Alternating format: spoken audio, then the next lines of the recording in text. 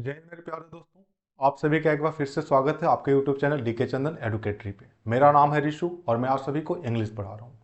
Last class में हमने voices के बारे में कुछ बेसिक सी जानकारी ली थी कि how to identify an active voice and a passive voice, कि हम किस तरीके से पहचानते हैं।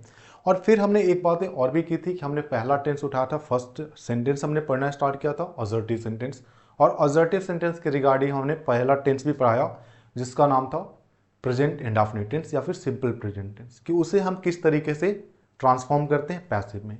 एक बार मैं सारी चीज़ आपको रिकॉल करा देता हूँ। सबसे पहली चीज़ कि आपने पढ़ा था कि हमें 5 प्रीपोजिशंस लगाने होते थे सिचुएशन के अकॉर्डिंग। अगर हमारा एजेंट बनता था अगर कोई पर्सन, तो हम बाई लगाते थे। कोई टूल्स या फिर इंस्ट्रूमेंट बनता था तो विद लगा रहे थे। कोई सोर्स या फिर मीडियम की बात हो रही थी तो इन लगा रहे थे। ठीक है। फिर हम कुछ खास वर्ब से, जैसे नो था, रिस्ट्रिक्ट था, कॉन्फाइन था, मैरी था, कि पैसिव वॉइसेस में हम टू लगा रहे थे। ठीक है। तो आइए, और एक समथिंग के साथ हम एट भी लगा रहे थे। ये 5 प्रीपोजिशन से। ठीक है। तो आइए हम आगे की चीज़ें, आगे का सफ़र बढ़ाते हैं। लेकिन इससे पहले अगर आप आज वीडियो को देख रहे हैं तो आप पहले वाले जाएं, पहले वीडियो को एक्सेस कर लें। जो वीडियो फर्स्ट हमारे डाला हुआ है उसे आप पहले एक्सेस कर लें, उसे आप देख लें। उसके बाद आज की चीज़ आपको ज़्यादा समझ में आएंगी। ठीक है। तो चलिए अब हम स्टार्ट करते हैं। तो आज का जो हम पहले पढ़ना स्टार्ट करते हैं, हमने आपको बताया था क्या, तो लास्ट क्लास में हमने डिस्कस किया था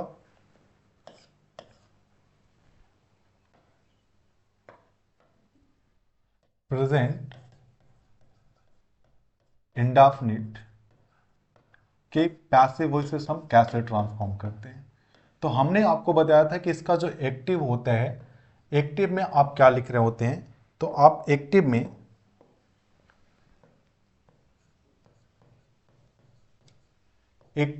लिख रहे होते हैं V1 या फिर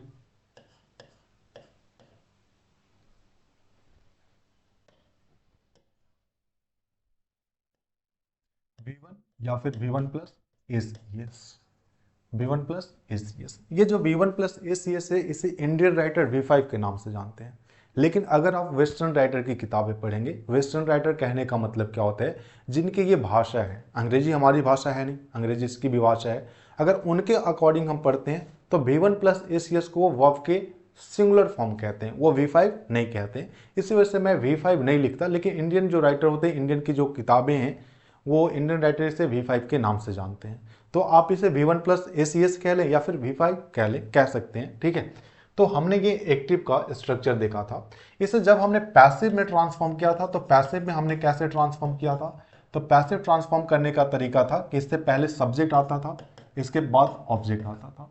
तो ऑब्जेक्ट को हम सब्जेक्ट बनाते थे और सब्जेक्ट को हम एजेंट बना देते थे। वो बेसिक बातें वैसी रहेंगी। मेन हम फोकस करेंगे ये फॉर्म पे, कि यहाँ अगर V1 प्लस ACS है या फिर V1 है, तो इसे हम कैसे ट्रांसफॉर्म करेंगे। तो कहते हैं कि आप इसे बनाने के लिए इज, एम या फिर आर के हेल्प से बना रहे थे और आप लगा रहे थे वर्ब का थर्ड फॉर्म। बेसिकली आज की हम लेक्चर में हम क्या करने वाले हैं, हम स्ट्रक्चर देखने वाले हैं कि कैसे हम चेंज करते हैं एक्टिव स्ट्रक्चर को पैसिव में।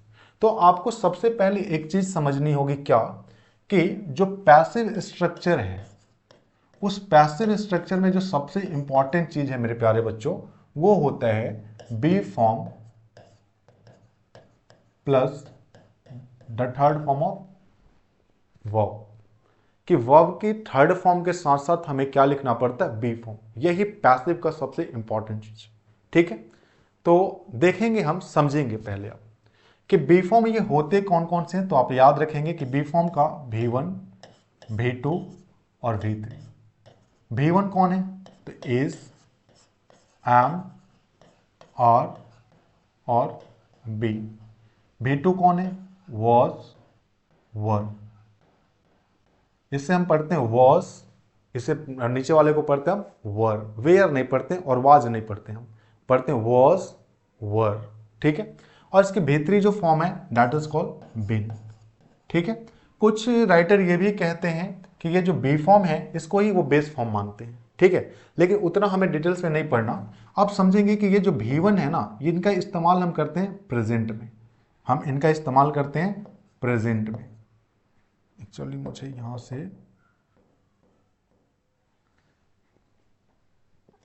जस्ट अ मिनट, कि ये जो V1 है इनका इस्तेमाल करते हैं हम प्रेजेंट टेंस के अंदर, ठीक है।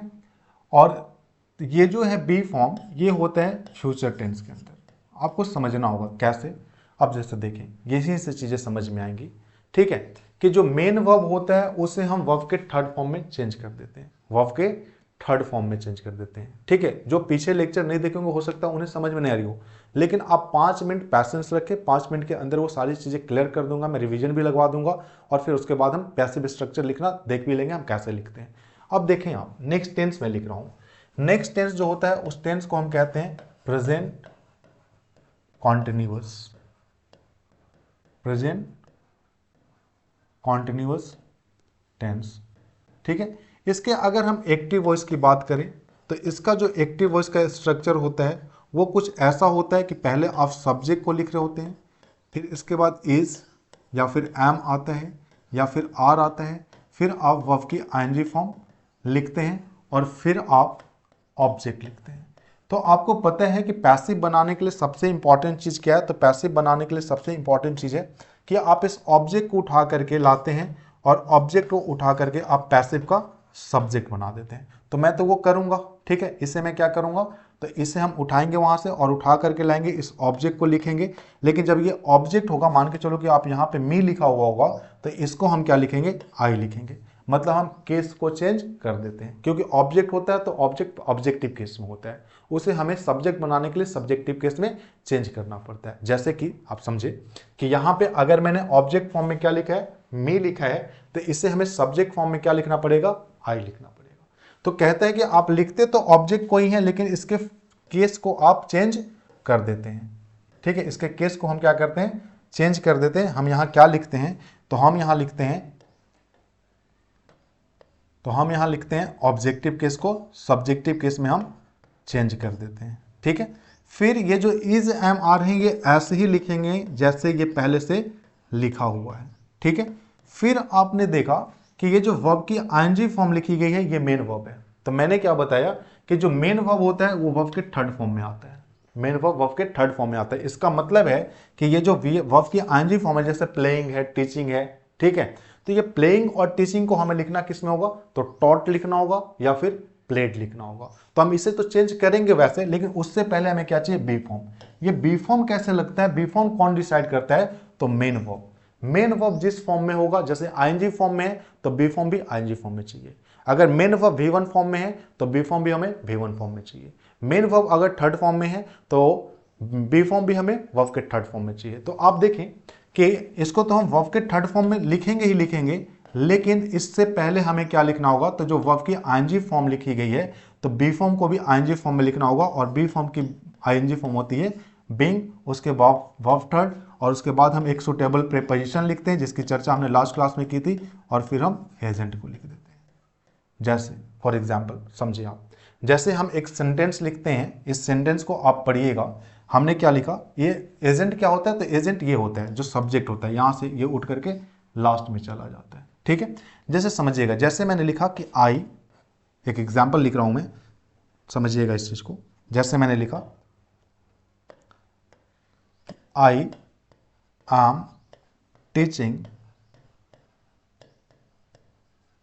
You, I am teaching you. अगर ये सेंटेंस हमने लिखा आई एम टीचिंग यू, तो इसे हम किस तरीके से समझेंगे, समझिएगा कि इसे हम लिखेंगे बनाने के लिए कि सबसे पहले ऑब्जेक्ट कौन है, तो ऑब्जेक्ट हमारा यू है। हम यू को स्टार्टिंग में लाएंगे, हमने लिखा यू, ठीक है। और ये जो हम लिख रहे हैं तो यू, अब हमारा जो ऑब्जेक्ट था ये सब्जेक्ट बन गया। अब फिर हमें क्या लगाना है, तो इज एम आर में से कोई एक लगाना है। तो यू के अकॉर्डिंग क्या आएगा, आर आएगा, तो आपने लिख दिया आर, ठीक है। उसके बाद फिर आपने क्या किया, तो हमने देखा कि मेन वर्ब हमारा आईएनजी फॉर्म है, तो हमें क्या लगाना है, बीइंग लगाना है, तो हमने लगा दिया बीइंग। और फिर हमने लिख दिया टॉट, क्योंकि टीच का भीतरी क्या होता है, टॉट। और फिर हमने देखा कि जो हमारा एजेंट है वो क्या है, पर्सन है। अगर एजेंट पर्सन है तो पर्सन जब होता है तो हम क्या लगाते हैं, प्रीपोजिशन, तो बाय लगाते हैं। ये लास्ट क्लासेस में हमने डिस्कस किए, इस वजह से ज्यादा इंपॉर्टेंट होगा कि आप लास्ट क्लासेस को देख करके आए, तब आपको ज्यादा बेनिफिशियल ये आपके लिए साबित होगा ये आज का वीडियो, ठीक है। तो आप देखें कि ये जो टॉट है, टॉट लिखा, इसके बाद जो हमारा एजेंट है यहाँ क्या है, आई पर्सन है, तो हम प्रीपोजिशन बाई लगा देंगे और फिर हम क्या लिख देंगे, तो आई का हम ऑब्जेक्टिव केस में लिख देंगे। अब ये इसका पैसिव बन गया। ठीक है, जैसे देखें आप समझे, आप हो सकता है आपको नहीं समझ में आओ, और भी एग्जाम्पल्स हम लेते हैं, और भी एग्जाम्पल्स के थ्रू हम समझते हैं। जैसे और भी एग्जाम्पल्स हमने लिखे कि रेणुका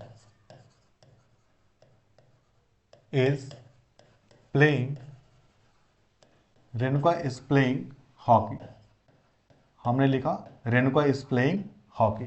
अगर ये एग्जाम्पल है कि रेणुका इज प्लेइंग हॉकी, अगर हमें इससे पैसिव ट्रांसफॉर्म करना है तो हम कैसे करेंगे, तो सबसे पहले तो ये देखना है कि ये आईएनजी फॉर्म में वर्ब है। ठीक है, अगर आईएनजी फॉर्म में वर्ब है तो हमें क्या लिखना है, तो हमें लिखना है बीइंग प्लस वर्ब का third form, being plus verb का थर्ड फॉर्म। ठीक है, तो अब यहां लौटे, आप देखिए सबसे पहले तो इस हॉकी को हम स्टार्टिंग में लाएंगे, और हॉकी को स्टार्टिंग में ला करके हम क्या लिखेंगे, तो हम प्यारे बच्चों लिखेंगे इसे हॉकी, हॉकी।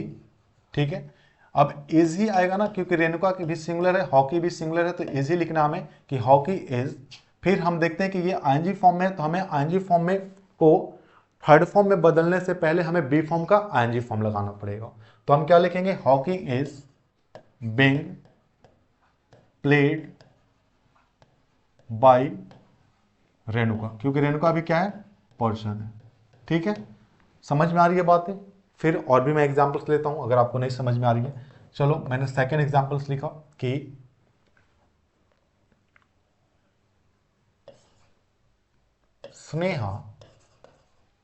स्नेहा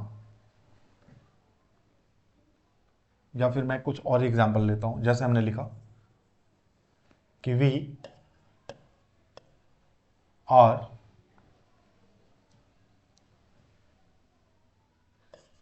कुकिंग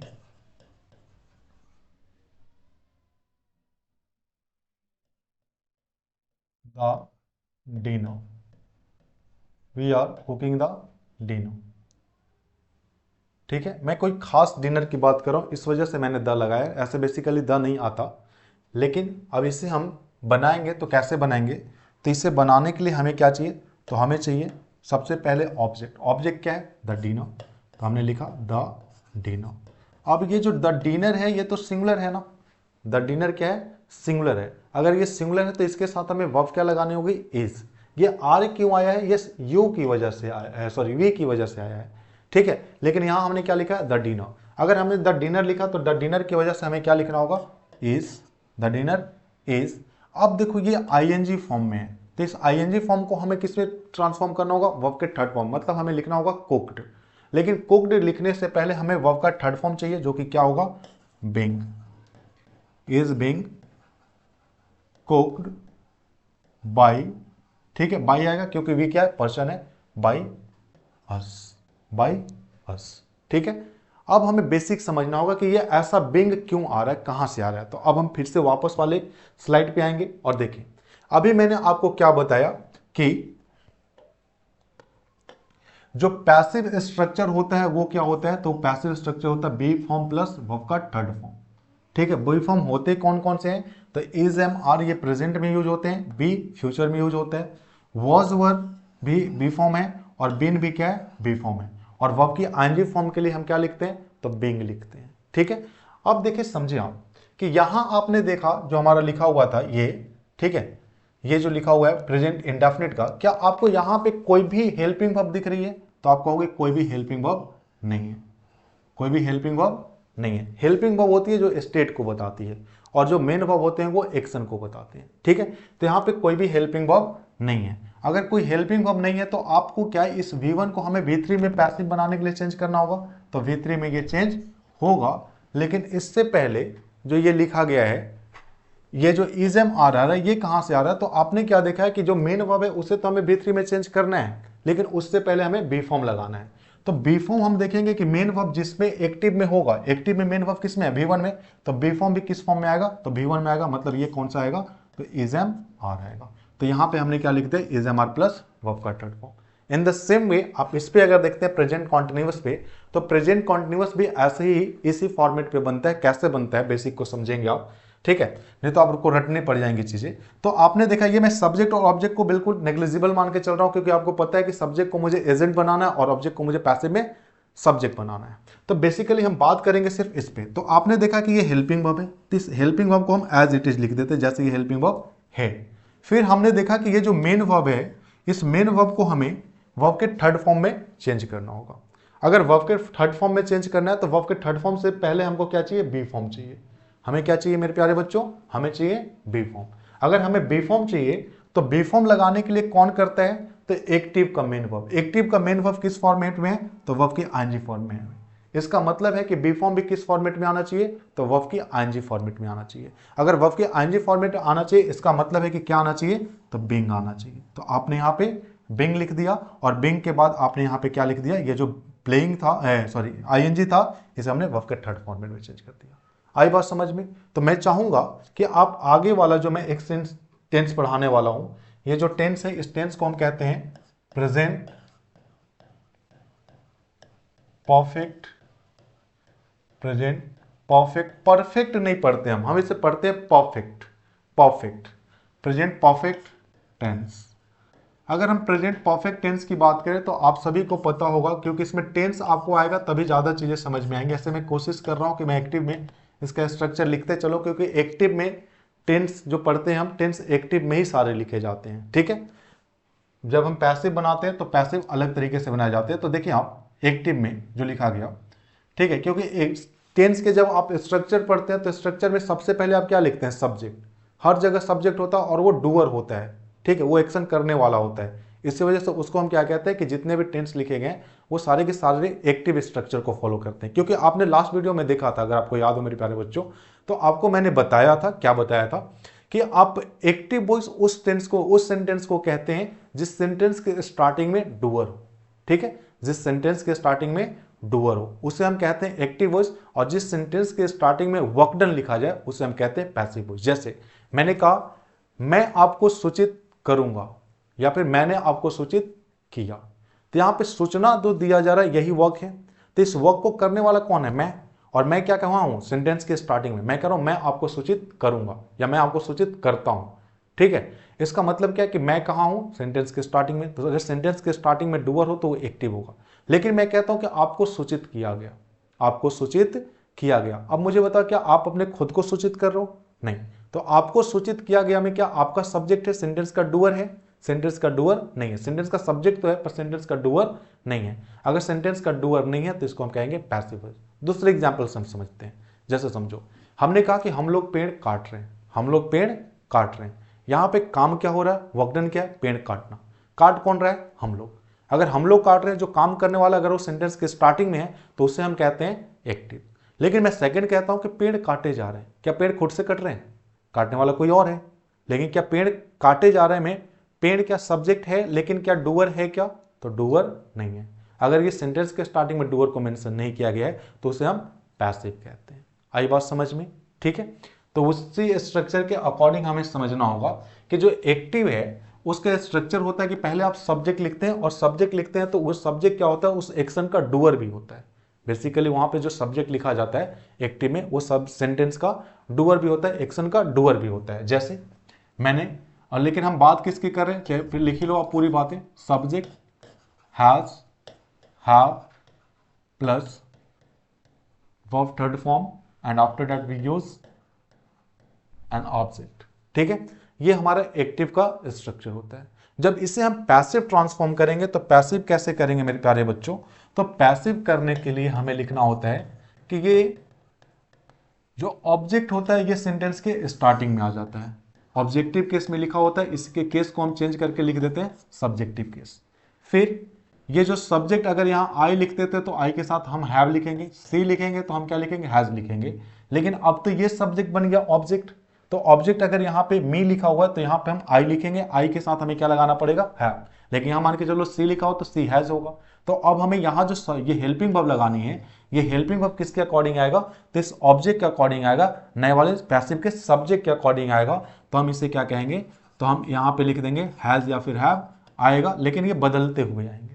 ठीक है, इसके बाद अब देखोगे आप तो ये वर्ब का थर्ड फॉर्म है, वर्ब का थर्ड फॉर्म है। और पैसिव के लिए आपने क्या पढ़ा है कि जो मेन वर्ब है, क्योंकि यहाँ पे एक्टिव में हैज हैव क्या है, हेल्पिंग वर्ब है, और वर्ब का थर्ड फॉर्म क्या है, मेन वर्ब है। तो इस मेन वर्ब को लिखने से पहले हमें क्या चाहिए, तो हमें चाहिए बी फॉर्म। और बी फॉर्म कौन निर्धारित करता है, तो एक्टिव का मेन वर्ब।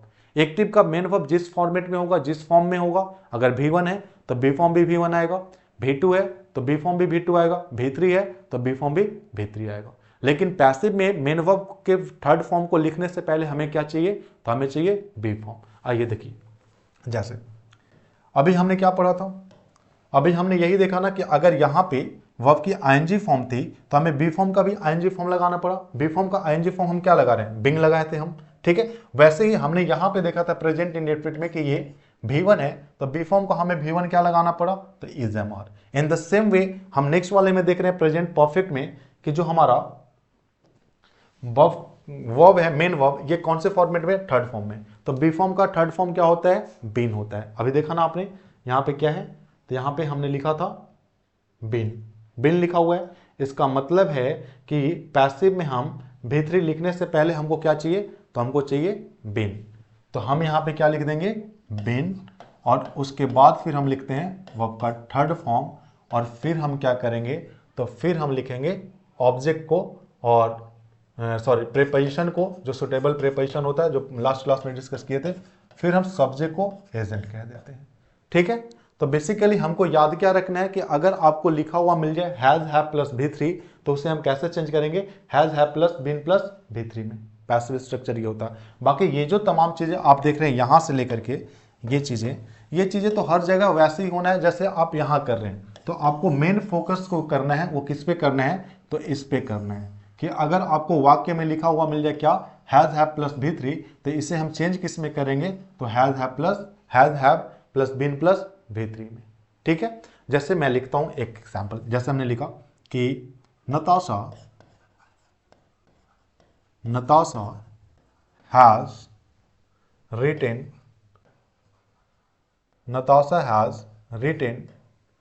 अ लेटर। मैंने ये वाक्य लिखा, Natasha has written a letter.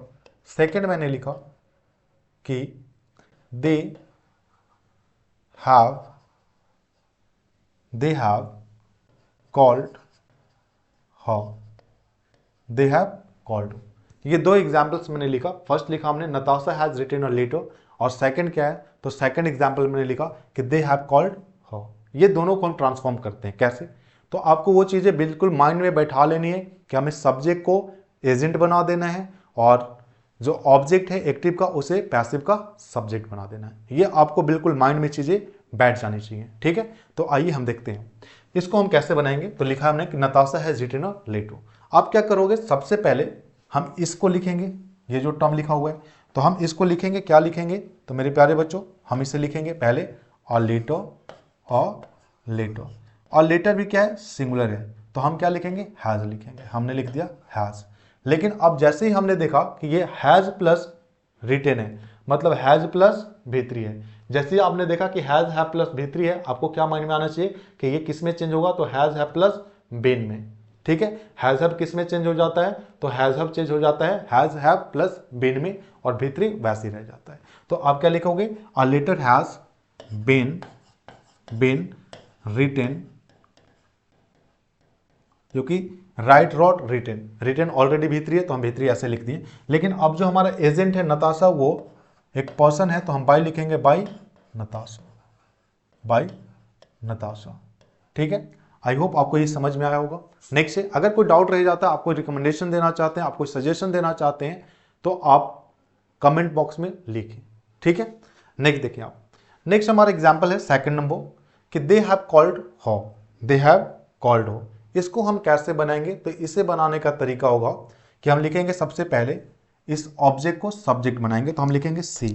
अब देखिएगा ये जो दे होता है, दे प्लूरल होता है। अगर दे प्लूरल है तो दे के अकॉर्डिंग हमने क्या लगाया था, तो दे के अकॉर्डिंग हमने हैव लगाया था। लेकिन ये सी तो सिंगुलर है, अगर सी सिंगुलर है तो हमें क्या लिखना पड़ेगा, हैज लिखना पड़ेगा। तो हमने लिखा हैज, और ये जो हैव होता है या हैज होता है, ये किस में पैसिव में चेंज हो जाता है, हैज बीन में या फिर हैव बीन में, ठीक है। तो आप क्या करोगे, हैज बीन, और ये कॉल्ड ऑलरेडी V3 है, तो हम लिख देंगे कॉल्ड, ठीक है। यहां पे भी पर्सन ही है, तो बाई दे को हम लिख देंगे देम। अगर मुझे बताएं, अगर यहां तक कोई दिक्कत हो आपको तो ठीक है, क्लियर है इतनी बातें। चलिए, अगर क्लियर है तो हम आगे बढ़ते हैं। आगे बढ़ेंगे तो आगे हम सीखेंगे। अब नेक्स्ट टेंस जो हमारा आता है वो टेंस है प्रेजेंट परफेक्ट कॉन्टिन्यूअस। बहुत सारे बच्चे ये भी जानते होंगे कि इसका नहीं होता है, लेकिन क्यों नहीं होता है इससे भी हमें समझना है। प्रेजेंट परफेक्ट कॉन्टिन्यूअस, ठीक है। आप देखिए प्रेजेंट परफेक्ट कॉन्टिन्यूअस, अगर हम इसके एक्टिव की बात करें तो एक्टिव वॉइस में इसका जो स्ट्रक्चर होता है मेरे प्यारे बच्चों, वो आपको पता होगा कि पहले सब्जेक्ट आता है। मैं सब्जेक्ट की चर्चा अब नहीं कर रहा हूं क्योंकि आपको पता है सब्जेक्ट एजेंट ऑब्जेक्ट सब्जेक्ट यही होता है। तो डायरेक्ट हम वर्ब की बात करेंगे तो इसका एक्टिव का स्ट्रक्चर होता है has, have plus been plus verb की आईएनजी फॉर्म। यही फॉर्मेट होता है वर्ब की आईएनजी फॉर्म, ठीक है। V1 प्लस आईएनजी जिसे आप कहते हैं, यही फॉर्मेट होता है प्रेजेंट परफेक्ट कॉन्टिन्यूअस का। अगर हम इसे पैसिव बनाएंगे तो पैसिव बनाने के लिए आप क्या जानते हैं, तो आइए देखिए, पैसिव बनाने के लिए हम जानते हैं कि सबसे पहले हम इस हेल्पिंग वर्ब को एज इट इज लिखेंगे जैसे ये लिखे हुए हैं। हैज हैव ऐसे आएगा जैसे ये लिखा हुआ है। फिर ये पार्टिकल है, इसको भी हम एज इट इज लिखेंगे। लेकिन मेन वर्ब तो ये है ना, और मेन वर्ब को पैसिव में हम क्या लिखते हैं, बी फॉर्म प्लस वर्ब का थर्ड फॉर्म। और बी फॉर्म कौन निर्धारित करता है, तो एक्टिव वॉइस का मेन वर्ब। मेन वर्ब किस में लिखा हुआ, वर्ब की आईएनजी फॉर्म में। और अगर वर्ब की आईएनजी फॉर्म में लिखी हो तो बी फॉर्म भी वर्ब की आईएनजी फॉर्म में बीइंग आएगा, और फिर ये किस में चेंज हो जाएगा, तो वर्ब के थर्ड फॉर्म में। अब इस स्ट्रक्चर को आप ध्यान से देखें, ठीक है। मैं 10-15 सेकंड आपको टाइम देता हूं और मुझे बताएं कि गलत क्यों होता है। तब तक आप सोचें, बताएंगे तो नहीं क्योंकि ये क्लास ऑनलाइन लाइव नहीं है, लेकिन आप मुझे बताएं कि इसमें गलत होने की वजह क्या है, आप खुद सोचें।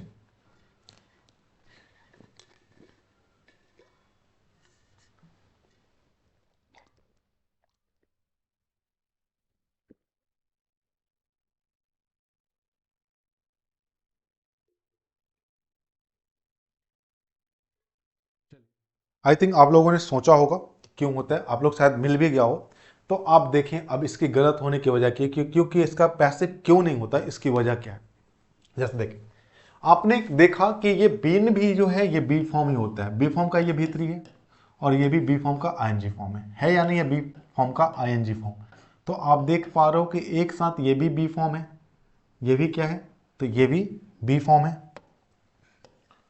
ये भी बी फॉर्म है, और ये भी बी फॉर्म है। क्या एक साथ दो दो बी फॉर्म एक सेंटेंस में इस्तेमाल हो सकते हैं क्या? एक साथ क्या आप एक सेंटेंस में दो दो बी फॉर्म लगा सकते हैं? तो आप कहोगे बिल्कुल हम नहीं लगा सकते हैं, ठीक है। और जब नहीं लगा सकते हैं तो क्या ये लिखना गलत है, सही है? आप कहोगे बिल्कुल ही गलत है। तो यही रीजन होती है कि इसका पैसिव नहीं होता। क्यों नहीं होता? क्योंकि इस वाक्य में जब हम प्रेजेंट परफेक्ट कॉन्टिन्यूअस का पैसिव कर रहे होते हैं तो हमें दो दो बी फॉर्म मिल जाते हैं, और जब दो दो बी फॉर्म मिल गए तो इसका पैसिव हम कभी भी नहीं करते। Is my point clear?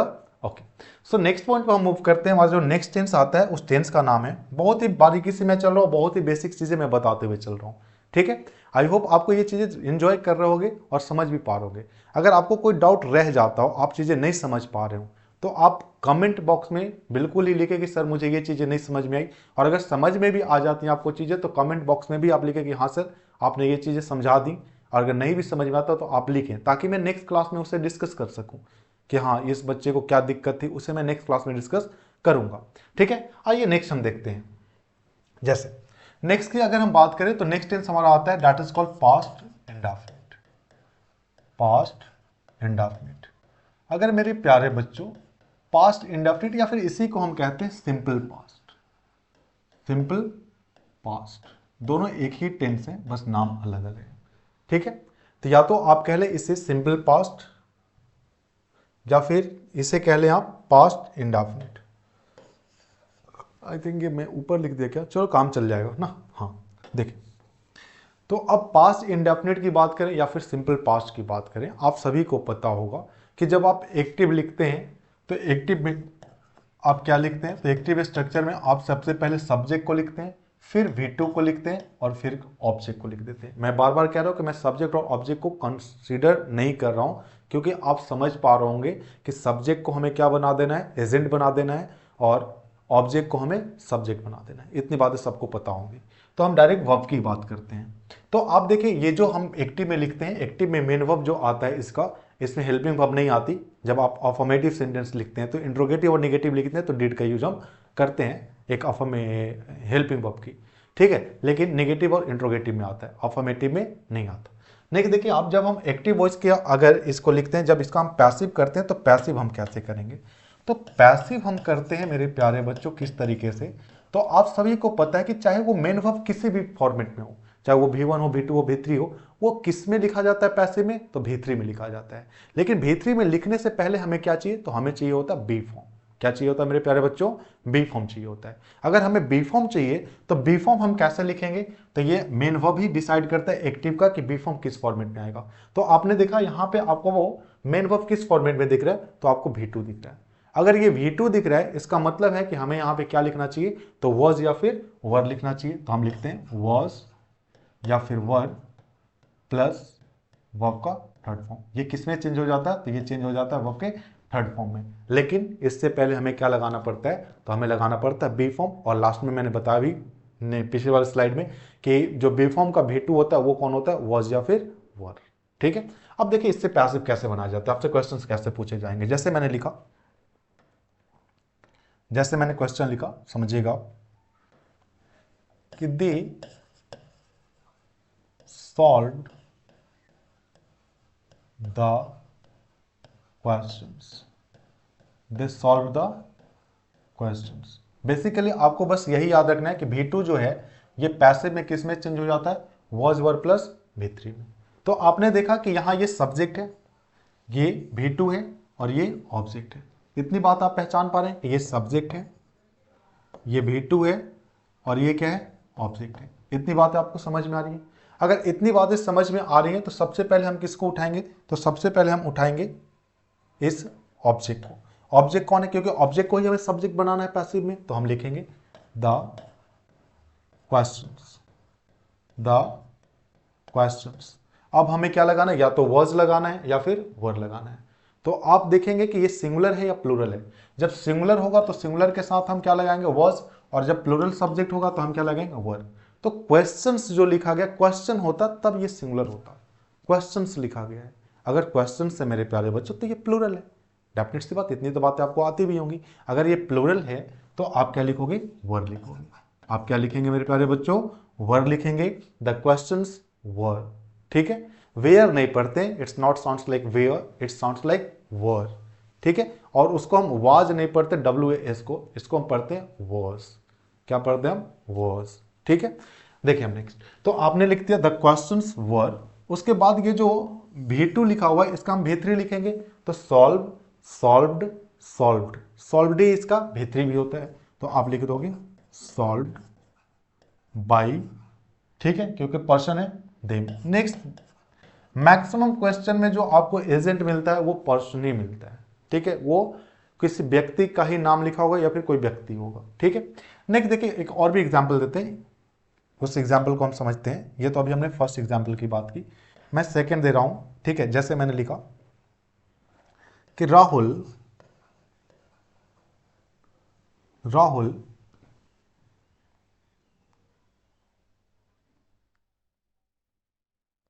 punished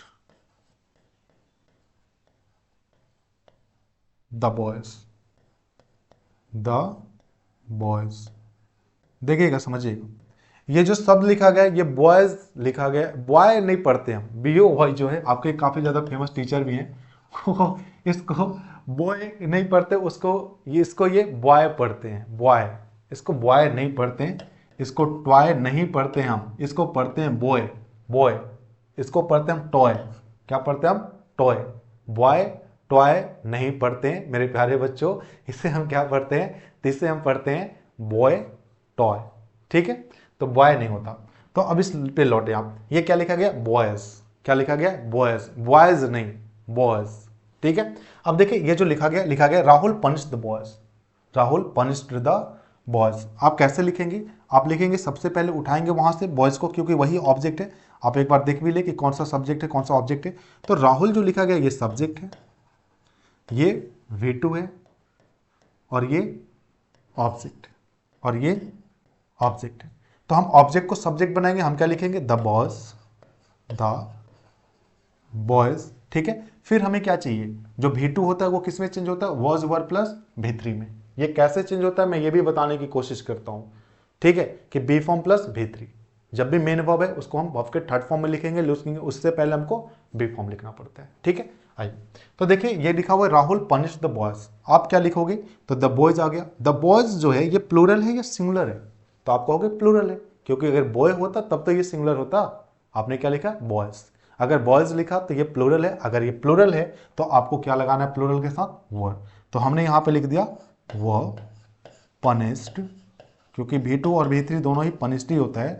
अब ये V3 बन गया पनिश्ड बाई, बाई हम ऐसा क्यों लिख रहे हैं, क्योंकि राहुल क्या है, पर्सन है, by Rahul, by Rahul. I hope आप ये दोनों एग्जाम्पल को समझ पाए होंगे, ठीक है। जैसे ही मैं ये दो एग्जाम्पल जैसे दे रहा हूं, ठीक है, क्योंकि मैं अगर बहुत सारे एग्जाम्पल्स देने लगूं तो बहुत लंबी वीडियो हो जाएगी। आप क्या करें कि आप खुद से कुछ एग्जाम्पल्स को माने और मान करके उसे समझने की कोशिश करें। आप ग्रुप में रहते होंगे, आपके पास दोस्त होंगे, कोई ना कोई होगा ही, उससे आप और भी एग्जाम्पल्स पूछें, ठीक है, और पूछ करके उसे समझने की कोशिश करें, उसे बताएं, उससे आप पूछें अगर नहीं समझ में आता है। अगर दोनों में से किसी को या फिर कुछ ग्रुप है उनमें से किसी को नहीं समझ आप कमेंट में लिखें, कमेंट में मैं आंसर करूंगा, ठीक है। चलिए, ठीक है, अब आइए नेक्स्ट। नेक्स्ट जो हमारा टेंस होता है उसे हम कहते हैं मेरे प्यारे बच्चों प्रेजेंट, सॉरी पास्ट की बात हो रही थी, प्रेजेंट में कह रहा हूं, past continuous tense, past continuous tense. Past continuous tense का जो एक्टिव स्ट्रक्चर होता है मेरे प्यारे बच्चों, वो क्या होता है, तो वो होता है जैसे आप प्रेजेंट के लिए क्या करते थे, is am are plus verb की ING form, in the same way यहां पे भी होगा, लेकिन यहां स्ट्रक्चर क्या होता है, तो यहां स्ट्रक्चर होता है वॉज वर प्लस वर्ब की आईएनजी फॉर्म, ठीक है। इस बात को बिल्कुल ही आप ढंग से समझे कि ये जो लिखा जाता है इसे हम वाज नहीं पढ़ते, इस करेक्ट प्रोनाउंसिएशन इज वॉज, नुक्ता वाला ज आता है वॉज, और उसको वेयर नहीं पढ़ते, उसको हम पढ़ते हैं वर।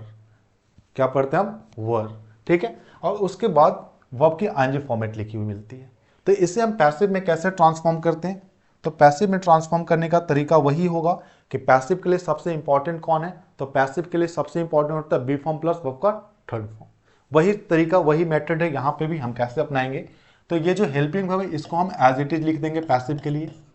समझिएगा, हेल्पिंग वर्ब के साथ कोई छेड़खान नहीं होती, जैसे हेल्पिंग वर्ब होती है लिखी हुई वैसे ही लिख दी जाती है। तो आपने लिखा वॉज, फिर लिख दिया आपने वर, और आप देखो ये जो है ये वर्ब हमारी एक्शन वर्ब थी, इस वजह से इसको हम कहते हैं मेन वर्ब। तो मेन वर्ब को हम क्या लिखते हैं, थर्ड फॉर्म में लिखते हैं। लेकिन मेन वर्ब को थर्ड फॉर्म में पैसिव से लिखने से पहले हमें क्या चाहिए, बी फॉर्म चाहिए। बी फॉर्म कौन निर्धारित करता है, तो बी फॉर्म निर्धारित करता है वर्ब की मेन वर्ब का फॉर्म, कि कौन से वो फॉर्म में V1 है, V2 है, V3 है। तो आप किस फॉर्म में देख रहे हो, आईएनजी फॉर्म में। तो बी फॉर्म किस फॉर्म में आएगा, आईएनजी फॉर्म में। तो आप क्या लिखोगे, बी फॉर्म की आईएनजी फॉर्म क्या होती है, तो मेरे प्यारे बच्चों ये बीइंग होती है, और ये जो वर्ब की आईएनजी फॉर्म है अब इसे हम क्या लिख देंगे, वर्ब का थर्ड फॉर्म लिख देंगे।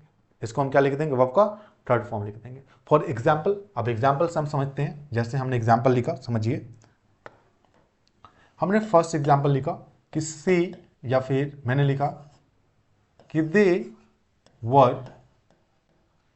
were playing cricket.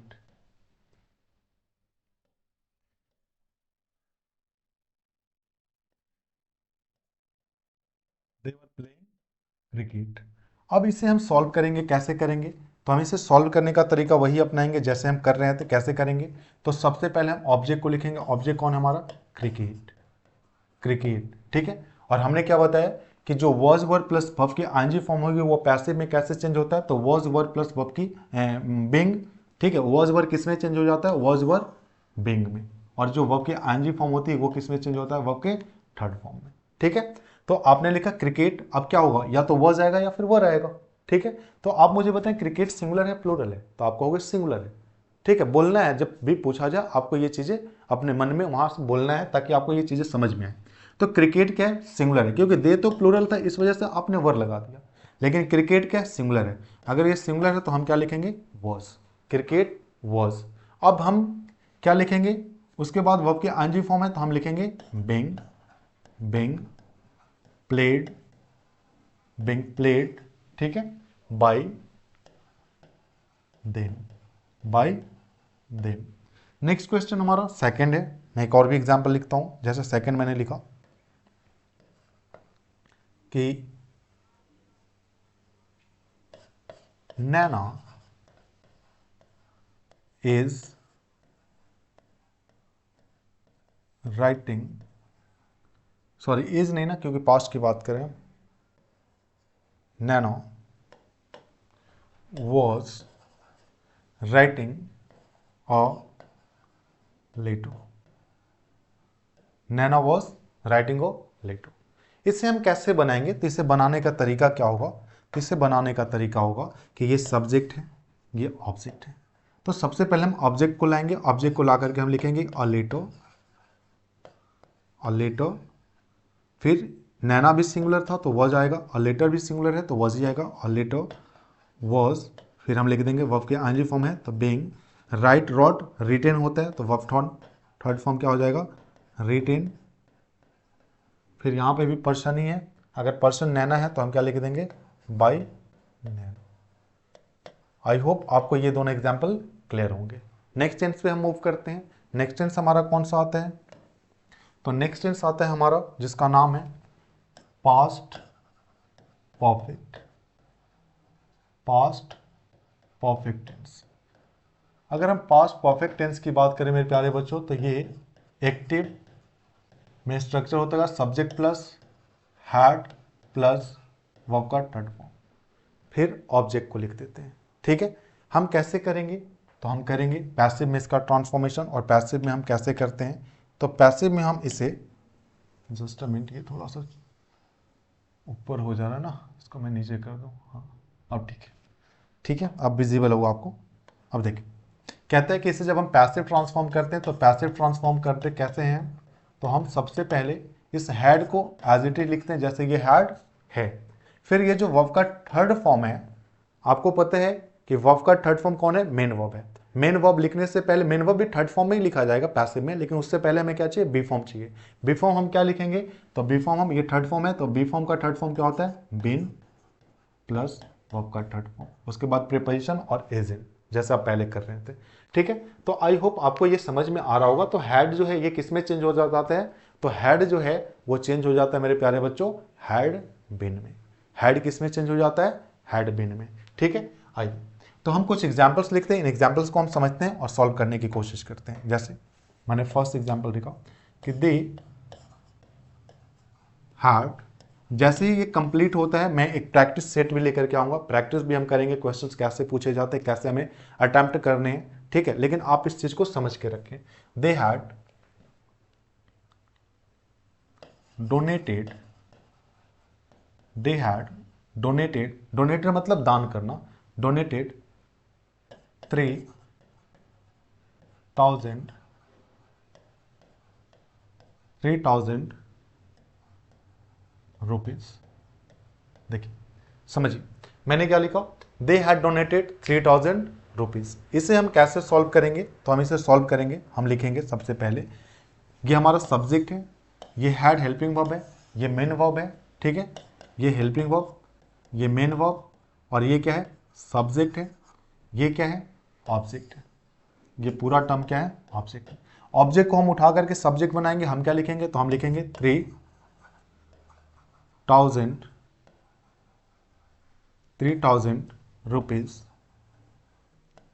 रुपीज। अब देखिए हैड तो आएगा ही ना, क्योंकि हैड को तो सिंगुलरिटी और प्लुरलिटी से कोई मतलब होता नहीं है, तो हैड जैसे लिखा हुआ वो आ जाएगा। बस हैड किस में चेंज हो जाएगा?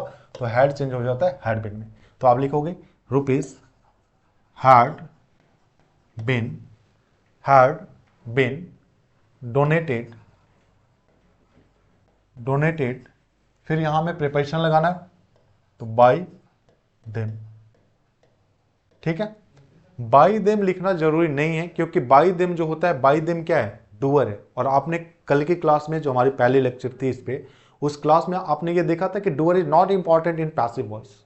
ठीक है, एक क्या उसमें होता है? तो एक वर्क डन इंपॉर्टेंट होता है। तो बाई देव हम नहीं भी लिखे तो कोई गलती नहीं है, सिर्फ हमें क्या लिख देना चाहिए, तो हम इतना भी लिख दें कि 3000 रुपीज हैड बीन डोनेटेड, 3000 रुपए दान किए गए। तो 3000 रुपए खुद से तो दान नहीं हो जाएंगे, किसी न किसी ने किया ही होगा, ठीक है। तो हमें सिर्फ वर्क डन लिख देना है, ठीक है। नेक्स्ट हमारा वाक्य, अभी उस पर भी हम बात करेंगे आगे, अभी तो मैं बेसिक ही पढ़ा रहा हूँ स्ट्रक्चर। नेक्स्ट हमारा, जैसे एक और एग्जाम्पल लिखा कि आई हैड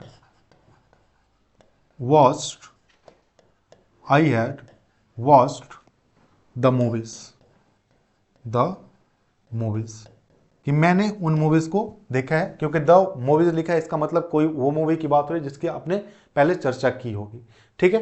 तो अब इसे हम कैसे बनाएंगे, तो इसे बनाने का तरीका क्या होगा, तो ये भी सब्जेक्ट है यहाँ पे, ये हेल्पिंग वर्ब है, ये मेन वर्ब है, और ये ऑब्जेक्ट है, ये ऑब्जेक्ट है। इसे हम किस तरीके से लिखेंगे, तो हम लिखेंगे द मूवीज, ठीक है। फिर आ जाएगा had been, the movies had been, ठीक है। वॉच का वॉच्ड होता है V3, तो हमने लिखता है वॉच्ड बाय मी। आप क्या करें, ऐसे नहीं कि आप बेड में सो करके वीडियोस देख रहे हैं, ऐसे ना देखें। आप क्या करें कि जैसे ही ये कॉन्सेप्ट में पढ़ा लेता हूँ, जैसे ये मैं बता देता हूँ आपको, इसके बाद क्या करना है कि जैसे मैं एग्जाम्पल लिखूँ तो वीडियो को पॉज करना है, पॉज करके उसे आप नोटबुक पे, ज़्यादा बेहतर होगा कि अगर आप पढ़ रहे हैं, रेगुलर स्टूडेंट है, तो आप नोटबुक बनाते ही चलें। लेकिन जैसे ही मैं जैसे ये कॉन्सेप्ट बता दूं, एग्जाम्पल लिखूं, आप वीडियो को पॉज करके इसे बनाने की कोशिश करें, फिर वीडियो को बढ़ा करके देखें कि हाँ मैंने गलत बनाया, सही बनाया, ठीक है। तो आइए हम नेक्स्ट टेंस की ओर मूव करते हैं। नेक्स्ट टेंस जो हमारा आता है उसे हम कहते हैं, उसे हम मेरे प्यारे बच्चों कहते हैं past perfect continuous, past perfect continuous, ठीक है। पास्ट परफेक्ट कॉन्टिन्यूअस क्या होता है, चलिए मैं बार बार भूल जा रहा हूं, मुझे थोड़ा नीचे लिखना चाहिए। पास्ट परफेक्ट कॉन्टिन्यूअस का जो एक्टिव में स्ट्रक्चर होता है वो कुछ ऐसा होता है कि पहले सब्जेक्ट लिखते हैं, फिर हम लिखते हैं हैड, फिर लिखते हैं बीन, और फिर हम लिख देते हैं वर्ब की आईएनजी फॉर्म, और आगे इस तरीके से सेंटेंस को आगे हम प्रोसीड करते हैं। जब हम इसकी पैसिव की बात करेंगे तो पैसिव कैसे बनाएंगे, तो पैसिव लिखेंगे हम, पैसिव में आप लिखेंगे हैड, फिर लिख देंगे आप बीन, और फिर आपने जैसे देखा कि वर्ब के आईएनजी फॉर्म आई है तो बी फॉर्म का आईएनजी फॉर्म आना चाहिए, फिर ये V3 आना चाहिए, तो आप लिख देंगे बिंग, और फिर आप लिख दोगे वर्ब का थर्ड फॉर्म। लेकिन क्या ये स्ट्रक्चर सही है, तो मेरे प्यारे बच्चों आप कहेंगे ये स्ट्रक्चर सही नहीं है। नहीं होने की वजह भी वही है जो आपने पहले प्रेजेंट परफेक्ट कॉन्टिन्यूअस वाले में समझी थी। क्या, तो आपने समझा था कि जो वहां पे 2 बार बी फॉर्म रिपीट हो रहा था, इन द सेम वे यहां पे भी 2 बार बी फॉर्म रिपीट हो जा रहा है। कैसे, अगर आप ढंग से देखें तो आप देख पाओगे बिन भी एक बी फॉर्म है और बिंग भी बी फॉर्म है। तो क्या एक सेंटेंस में हम 2 बी फॉर्म लगा सकते हैं, तो आपका आंसर होगा कि बिल्कुल हम नहीं लगा सकते। और हम नहीं लगा सकते तो क्या ये कहना सही है, तो आप कहोगे बिल्कुल ही सर ये गलत है। इस वजह से हम इसको गलत कहते हैं कि ये पैसिव नहीं होता। क्यों नहीं होता, क्योंकि इसमें ऑलरेडी एक बी फॉर्म आया हुआ रहता है, ठीक है। इसमें एक पॉइंट क्लियर। चलिए आगे हम नेक्स्ट टेंस पे मूव करते हैं। हमने अभी प्रेजेंट और पास्ट के स्ट्रक्चर्स देख लिए हैं। नेक्स्ट जो हम मूव करते हैं, नेक्स्ट जो हमारा आता है उसे हम कहते हैं फ्यूचर। तो पहला जो आता है दैट इज कॉल्ड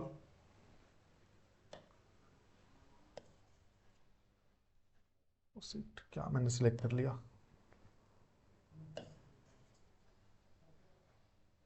फर्स्ट आता है that tense is future indefinite, future indefinite, या फिर इसे ही हम दूसरे शब्द में कहते हैं सिंपल फ्यूचर, सिंपल फ्यूचर। या तो उसे हम कह लें फ्यूचर इंडेफिनिट, या फिर उसे ही हम दूसरे शब्दों में क्या कहते हैं, सिंपल फ्यूचर। अब देखिए इसका जो एक्टिव स्ट्रक्चर होता है मेरे प्यारे बच्चों, एक्टिव कुछ ऐसे लिखा जाता है इसका कि पहले एक सब्जेक्ट आता है, फिर लिखते हैं हम शैल और विल को मेंशन करते हैं। हम किसको मेंशन करते हैं, तो हम मेंशन करते हैं शैल और विल को, ठीक है। उसके बाद फिर हम लिख देते हैं V1, और फिर ऑब्जेक्ट को भी लिख देते हैं। ऑब्जेक्ट लिखने की जरूरत हमें नहीं है क्योंकि हम समझ रहे हैं कि ऑब्जेक्ट को ही हमें सब्जेक्ट बना देना है, ये स्ट्रक्चर होता है इसका। तो जब इसका हम पैसिव ट्रांसफॉर्मेशन करते हैं तो पैसिव ट्रांसफॉर्मेशन करते वक्त क्या करना होता है हमें, तो इस चीज को आप ध्यान रखेंगे क्या, कि सेल और विल तो हेल्पिंग वर्ब है, क्योंकि ये फ्यूचर फॉर्मेशन करने के लिए हेल्पिंग वर्ब आती हैं, मॉडल्स हैं ये। उसके बाद फिर हमें ये V1 दिखता है। मैंने क्या बताया था, अगर आपको याद हो तो स्टार्टिंग में ही मैंने बताया था, क्या बताया था, हाँ मैंने यहाँ पे ही बताया था फर्स्ट स्लाइड में। क्या बताया था कि जो इज एम आर होते हैं ये कहाँ पे यूज होते हैं, तो ये यूज होते हैं प्रेजेंट में। फ्यूचर में V1 के फॉर्म में बी फॉर्म कौन यूज होता है, बी। फ्यूचर के फॉर्म में, फ्यूचर टेंस में V1 में के फॉर्म में बी फॉर्म कौन सा यूज होता है, तो आपका आंसर आना चाहिए बी। और प्रेजेंट में कौन होते हैं, इज एम आर। ठीक है, आइए लास्ट हमारा यही स्लाइड है। ओके, नहीं, हाँ ठीक है। तो ये जो आप देख रहे हो V1, ये तो V3 में चेंज होगा। ये जो V1 आप देख रहे हैं ये तो V3 में चेंज होना इसका तय है, लेकिन इससे पहले हमें क्या चाहिए, बी फॉर्म चाहिए। तो बी फॉर्म अगर ये V1 में है तो हमें क्या चाहिए, बी। ठीक है, आई बात समझ में। जैसे मैं एग्जाम्पल लिखता हूं, जैसे मैंने फर्स्ट लिखा कि सी विल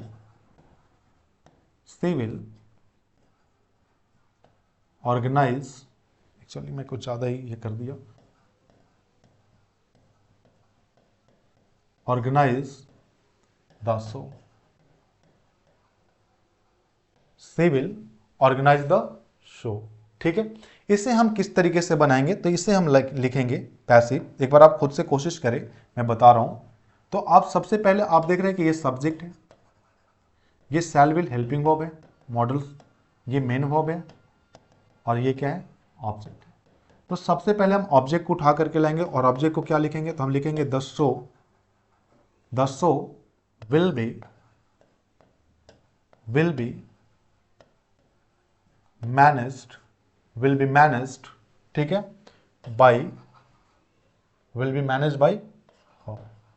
ठीक है, आई थिंक ऐसा आपने बनाया भी होगा, क्योंकि विल को हम किस में चेंज कर देते हैं, विल बी में, और जो V1 होता है उसे हम V3 में चेंज कर देते हैं। ठीक है, आइए नेक्स्ट हमने सेकंड एग्जांपल देखा। सेकंड एग्जांपल लिखा क्या, कि आई सेल, ऐसा भी हो सकता है, बहुत सारे बच्चे ये भी सोचते हो कि सर सी के साथ आपने सेल क्यों नहीं लगाया। वहां पे सेल भी सही है, लेकिन उसका अर्थ अलग निकलेगा, उसका मीनिंग अलग निकल रहा होगा, उसकी भी चर्चा हम करेंगे अभी। ठीक है, अभी नहीं, मतलब नेक्स्ट क्लास में करेंगे, क्योंकि अभी टाइम बच नहीं पाएगा। नेक्स्ट है कि आई शैल कॉल यू। ठीक है, इसे अगर हम बनाएं तो इसे हम कैसे बनाएंगे, तो हम इसे बनाने के लिए क्या अपनाएंगे, कैसे बनाएंगे, तो आपको पता है कि यू जो है ये ऑब्जेक्ट है, सब्जेक्ट में भी यू ही रह जाएगा। ठीक है, लेकिन आप समझेंगे, यहां से मैं आपको थोड़ा सा बता ही देता हूं कि अभी ये मान के चले, फिक्स नॉट फिक्स वाली कंडीशन भी मैं बाद में बताऊंगा, कि सेल का इस्तेमाल आप किसके साथ करते हैं, आई और वी के साथ, और विल का इस्तेमाल आप किसके साथ करते हैं, तो विल का इस्तेमाल आप अदर्स के साथ करते हैं, जो इसके अलावा होते हैं, उसके साथ हम विल का इस्तेमाल करते हैं। ठीक है, तो आइए देखिए, विल के हम यू के साथ, आई और वी के अलावा जो भी है, यू है, ही है, सी है, ईट है, दे है, ठीक है, कुछ भी है उसके अलावा, उसके साथ हम क्या लगाते हैं, तो विल लगाते हैं। तो यू के साथ क्या आना चाहिए, विल आना चाहिए, तो हमने लिख दिया यू विल, क्योंकि दोनों ही आते हैं ना, सेल और विल दोनों ही आते हैं पैसिव में। ठीक है, सेल का इस्तेमाल हम किसके साथ करेंगे, आई और वी के साथ, और विल का इस्तेमाल करेंगे हम अदर्स के साथ। ठीक है, ऐसा नहीं कि हम सेल लिख दे तो गलत हो जाएगा, गलत नहीं होगा, लेकिन इसका मीनिंग दूसरा निकलेगा, मैं उसकी चर्चा करूंगा आगे। ठीक है, तो हम क्या लिखेंगे, तो हम लिखेंगे यू विल, ठीक है, be called by, you will be called by me. ये हो गया, इसका पैसिव बन गया। ठीक है, ये हो गई बातें हमारी। नेक्स्ट टेंस पे हम मूव करते हैं। नेक्स्ट टेंस जो हमारा आता है, उस टेंस का नाम है फ्यूचर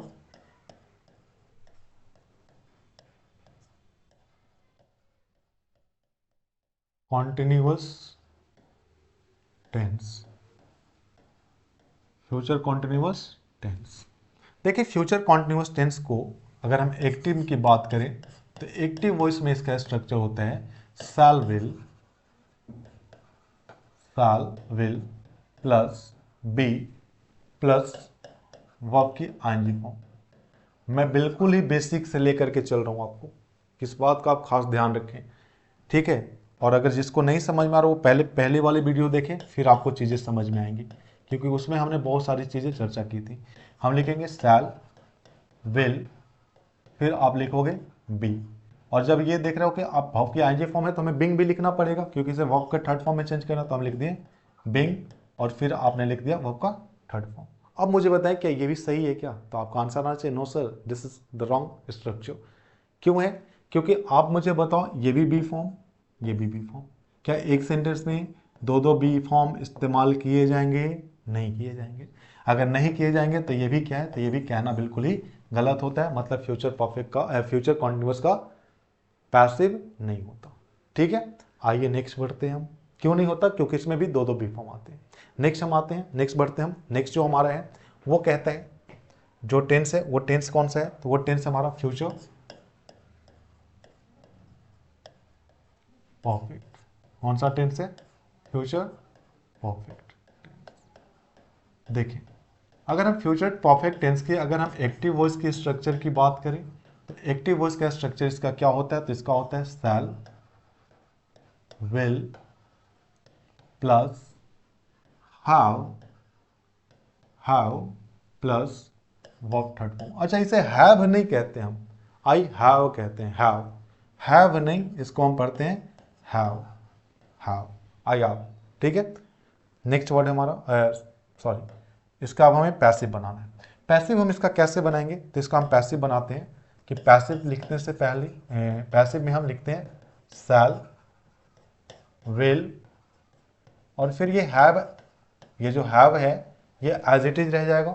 उसके बाद आप देख रहे हो कि ये भीतरी है, तो क्या लिखेंगे हम? बिन प्लस वर्ब का थर्ड फॉर्म, क्योंकि ये वर्ब का थर्ड ही में रह जाता है। तो ये स्ट्रक्चर होगा। जैसे आप समझे एग्जाम्पल, जैसे हमने एग्जाम्पल लिखा, Raju will have called me। ठीक है, इस स्ट्रक्चर पे तो आपने क्या सीखा अभी कि सेल विल प्लस हैव होता है, तो इसे हम किस में चेंज करते हैं? Shall will plus have plus been में, और वर्ब का थर्ड फॉर्म वर्ब का थर्ड ही फॉर्म रह जाता है। तो कैसे बनाएंगे हम इसको? तो मेरे प्यारे बच्चों, इसे बनाने की कोशिश करें आप। तो इसे आप कैसे बनाएंगे? तो आप बनाएंगे कि आई, ठीक है, अभी मैंने क्या बताया था? अदर्स के साथ विल आता है, याद है ना? अभी मैंने पहले चर्चा की थी कि अदर्स के साथ, अदर्स मतलब क्या है? आई वी को छोड़ करके, उसके साथ हमें क्या लिखना है? विल, और आई वी के साथ क्या लिखना है? शैल। तो देखें, तो आई के साथ क्या लिखना हमें? शैल। राजू तो अदर्स है ना, तो अदर्स के साथ हमने विल लिखा, आई शैल। ठीक है, अब फिर हम लिखेंगे हैव, फिर ये भीतरी है तो हम लिखेंगे बीन कॉल्ड बाय राजू। आई बात समझ में? चलो एक और एग्जांपल लिख लेते हैं। जैसे हमने लिखा कि श्रेया, मैंने लिखा Shreya will write, will have, sorry write नहीं, will have written a letter, written a letter. इसे अगर हम पैसिव बनाएंगे तो इसे हम पैसिव किस तरीके से बनाएंगे? तो आइए समझते हैं। पैसिव बनाने के लिए सबसे पहले हम लिखेंगे अ लेटर, अ, ये फर्स्ट नंबर था, ये सेकंड नंबर है, अ लेटर। ठीक है, अदर्स ही है, श्रेया भी अदर्स है, अ लेटर भी अदर्स है, तो विल का विल ही रह जाएगा। Will have been written by Shreya. आपको ऐसा पैसिव बनाना है। तो ये हमने बात की किसकी? फ्यूचर परफेक्ट की। आइए नेक्स्ट सेंटेंस में नेक्स्ट टेंस को देखते हैं। नेक्स्ट टेंस और ये लास्ट है हमारा, ये टेंस जो होता है इसका नाम होता है फ्यूचर परफेक्ट